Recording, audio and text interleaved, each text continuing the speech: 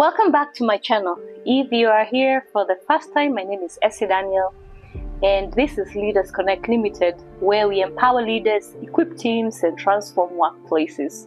And that is through leadership trainings, coaching, practical tools that help you grow personally and professionally is what we equip you with. Now, let me ask you a real question. Have you ever been in a season where you're doing everything you can? You're working hard, check. You're showing up, check. You're being responsible, check. But deep down in your heart, you're not enjoying life. You're smiling, but you're very tired. You're productive, but really you feel very, very overwhelmed. You're busy, but you're not at peace. You have money, but you feel something is lacking. If that is you, this message is going to bless you today. Because today we are talking about one of the most powerful topics of our generation. That is how to enjoy life and do job without burning out. You see, we are using wisdom from one of the greatest personal development authors of all time, Dale Carnegie. And this book is called How to Enjoy Life and Your Job at the Same Time. How to Enjoy Your Life and Job by Dale Carnegie. And what I love about this book, it's not just about motivation, it's practical wisdom. It teaches you how to find peace, happiness, confidence, even when life is busy, demanding, and unpredictable. So ladies and gentlemen, grab your notebook. I got mine. Grab your tea. I got my water. And let's get into it. I guarantee you it's going to be worth your time. So we can start off with part one. Why this matters. You see, one of the first things the foreword says in this book is something that really made me pause. It says that most of us spend the greater part of our lives at work. And that is so true. Think about it. If your job drains you, your life is going to suffer. If your work environment frustrates you, your home will suffer. If your career pressures you, your relationships suffer. Because you don't just work with your hands, but you work with your mind. You work with your emotions. You work with your spirit. And so this book right here is important because it teaches this truth that you can succeed and still have peace of your mind. You can succeed and still have peace. You can work hard and still enjoy your life. You can lead people and still protect your joy. And that is the kind of leader or the kind of leaders we raise at Leaders Connect. Leaders who don't just perform, but leaders who are whole. They are complete. Let's look at part two.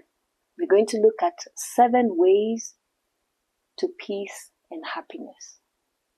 7 ways to peace and happiness. Now, the book begins with a section called 7 Ways to Peace and Happiness. And I want to just take some time and break it down for you. And break it down in a way that you can actually apply it immediately. Number 1, find yourself and be yourself. Profound, right? The first lesson says, find yourself and be yourself. Remember, there is no one else on earth like you, and you. There's no one else that's like you. Because one of the biggest reasons people are unhappy is not because they are failing, but it is because they are trying to be someone else. They are comparing themselves. They're playing the comparison game. If you want to go through life unhappy and unsatisfied, play the comparison game. Most people are competing. Most people are coping. They are living under pressure to prove something to someone. But peace comes when you accept who you are. When you understand your uniqueness. When you stop apologizing for your personality. Can you think about that for a minute? Stop apologizing for your personality. When you stop shrinking your gifts. Now, ladies and gentlemen, leaders, please listen to me. The world does not need another copy. The world does not need another version of you. The world needs the real you. In the moment you embrace yourself, you begin to enjoy that life, that very life. Moving on to number 2. 4 good working habits that will prevent fatigue and worry. You see, this chapter is about habits that protect your energy. And why? Because some of the stress people have is not because life is hard. It's because life is unorganized. See, some stress is avoidable. And one of the greatest leadership skills is structure. You need to structure your day. Structure your priorities. Set your priorities and know exactly what is important to you and when you need to do it and what the deadline is. Structure is your communication, because when your mind is scattered, sometimes your thoughts are all over, you will always feel tired. You will always feel exhausted. So when you sleep, I want to recommend for you, start your day with a plan. It doesn't have to be a perfect plan. A simple plan. You see, the night before, I say this all the time, the night before is when your day begins. Plan out your day. Have one main priority, one clear goal, one thing you must finish, no matter what else doesn't get done. And then that will reduce your anxiety. Moving on to number 3, what makes you tired and what can you do about it? You see, chapter 7 is one of my favorites because it addresses something we don't talk about enough. Not all tiredness is physical. Kuchoka. Some tiredness is mental. Some tiredness is emotional. Some tiredness is spiritual. You can be exhausted because of worry. Absolutely. Because of fear. You can be exhausted because of overthinking. Because you're carrying pressure that God never assigned to you. Are you carrying someone else's burdens? So ask yourself today, what is draining me? What is draining you? Is it the workload or is it my thoughts about the workload? Those are 2 very different things. Your thoughts or your thoughts about the workload. Is it the people or is it the fear of disappointing some people? Because sometimes the job is not the problem. The pressure is the problem. I know some of you are nodding right now and thinking, yes, the pressure is the problem, and you have to release it. Moving on to number 4, how to banish the boredom that reduces fatigue, worry, and resentment. This chapter teaches us something very profound, something very deep, that boredom is dangerous. Boredom is dangerous because boredom creates resentment, and when people feel stuck, they become bitter. When people feel unchallenged, they become frustrated. When people feel like they have no purpose at all, they start complaining. So, what is the solution? The solution is bring meaning into your life, bring purpose into your routine, and ask yourself this one powerful question. that has several parts to it. Why am I doing what I'm doing? Who am I serving? What impact am I making? Because even very small tasks become powerful when they are connected to your purpose. Now, moving on to the next point, number 5. Would you take $1 million for what you have? You see, this chapter is a gratitude reset. It basically asks you a very simple question. Would you take $1 million but lose what you already have? What do you already have? You got your health, your family, your eyesight, your voice, and your mind. When you think about it, you will realize something, that you already have blessings that money cannot buy. So one of the fastest ways to enjoy life is through gratitude. Gratitude brings the peace of mind. Gratitude brings perspective. Gratitude restores joy. So today, I want to pause and thank God for something simple in my life. And I want to encourage you to do the same. Pause and thank God for something simple. The gift of life. The gift of breath. The gift of another chance. And that list is endless. Just take time and have a moment of gratitude. Moving on to number 6, remember that no one ever kicks a dead dog.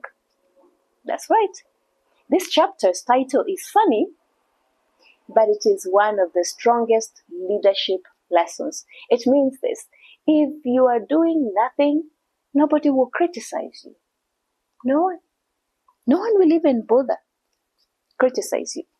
But when you start growing, people will talk. When you start leading, people will judge. When you start shining, people will comment. So if you're being criticized right now, remember this one thing. It may not mean you're wrong. It may mean that you are alive, you are visible, you are making progress in the right direction. So don't you quit. Don't shrink. Don't retreat.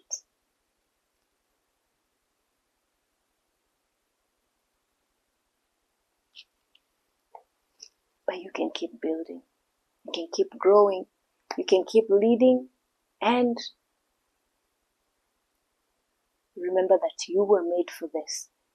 And greater days are ahead. So right now, I just want us to look at number 7. Do this and criticism will not hurt you. This is called the maturity chapter, because criticism is part of leadership. There is not one single leader that is standing, a successful leader that is standing, that has not gone through criticism. But you see, not all criticism deserves your attention. Some criticism is wisdom. Some criticism is jealousy. Some criticism is insecurity from other people. And so I have a lesson for all of us. Take what helps you grow and release the rest. When you go to a buffet, you don't eat everything until it's finished. Because when you allow every opinion to enter your heart, you will lose your peace. And leaders must protect their peace. The same way you don't go to buffet and eat everything that's available for you, is the same thing that applies here. Take what will help you. So part 3, there are fundamental techniques in handling people. And this book includes a section from another powerful Dale Carnegie book. I love this book. I read it every year. How to Win Friends and Influence People. I would encourage you to read that book. And This is important because you enjoy life and you get to enjoy relationships. You see, your joy is connected on how you handle people. Your peace is connected to communication. And here are just a few highlights that I would like to share with you. If you want to gather honey, don't kick the beehive. What does that mean? If you want cooperation, don't start with blame. If you want teamwork, don't start with insults. If you want people to follow you, don't start with pressure.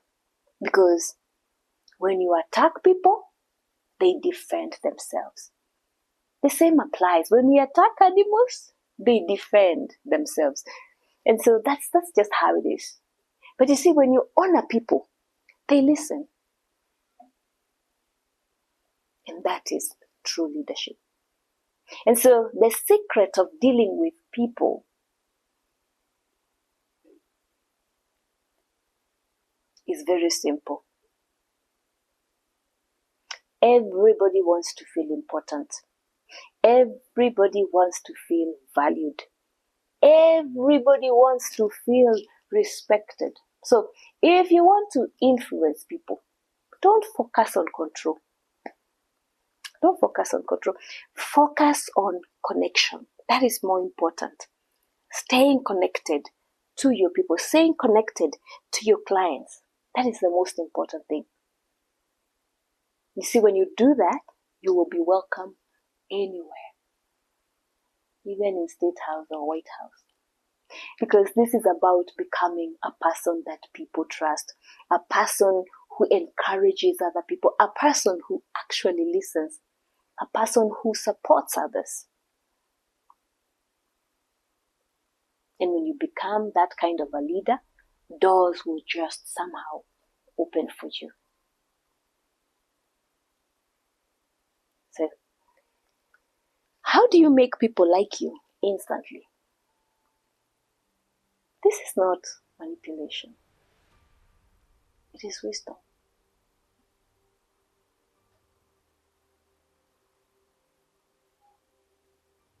People like people who make them feel safe. People like those who make them feel heard, listened to. People like people who make them feel respected. And so if you want to build and develop better relationships, you want to start with better listening. Just listen. Listen. All right, looking at part 4, win people to your way of thinking. Win people to your way of thinking. This section is all about influence. Remember, we talked about influence. Leadership is influence, nothing more, nothing less, because leadership focuses on just how you relate with people. You don't lead by force, you don't lead by wisdom alone. You know, there is book knowledge, then there is wisdom. You lead people with emotional intelligence. You lead people by understanding people. And some of the key lessons here include the secret of secretaries, how to get cooperation, the high road to listen, to appeal, that everybody likes you. And the big idea is, if you want people to agree with you, don't argue. Don't argue, just ask questions. Help them think. Lead them gently. And that is how great leaders win hearts. It's exactly how great leaders win hearts. It's a small book, but it's really full of wisdom. Let's look at part 5. People change. So change people without offending them. You see, this section is so powerful, especially for managers, parents, pastors, team leaders, and business owners. And you know what this chapter teaches us? It teaches us how to criticize without being hated. You talk about your own mistakes first. Talk about your own mistakes first. Let the other people save face. This is leadership. and at its highest level, because that's like a leader being vulnerable and talking about where they've gone wrong, because correction is necessary. But correction without honor creates resentment. So correction with wisdom creates growth. So what takeaways can we take from this lesson? What is the main message of this talk today? That you can enjoy your life, your job, when you build peace within and wisdom with people. Two things. Peace and how you relate. Peace within and how you relate with people. When you stop worrying about everything, you stop comparing yourself with others. When you manage your energy, when you protect your inner peace, when you lead people with respect, your life becomes very light. Very, very light. Your work becomes more meaningful. That's right. And your relationships become stronger. Small book, but full of great life nuggets. So in closing, I want to invite all of you to subscribe to our channel, the Leaders Connect YouTube channel. And before I go, I want to speak to you directly. You deserve a life that feels peaceful. You deserve to enjoy your work. You deserve to wake up with purpose, not pressure. And if you're building your leadership, your career, your business, your family, your future, I want you to know that you are not alone. At Leaders Connect, we are here to help you grow, lead, and thrive. So if today's message has helped you, please do this right now. Follow our YouTube channel, subscribe, like this video, and share it with someone who needs peace and motivation today. Someone that needs to find that balance between work life and actually working and enjoying their life. Also comment below and tell me which lesson stood out the most for you. Once again, thank you so much for being here. I truly appreciate you. And remember, leadership is influence, and influence begins with your inner peace. See you in the next video. Essie Daniel here. It's always a pleasure to be here with you.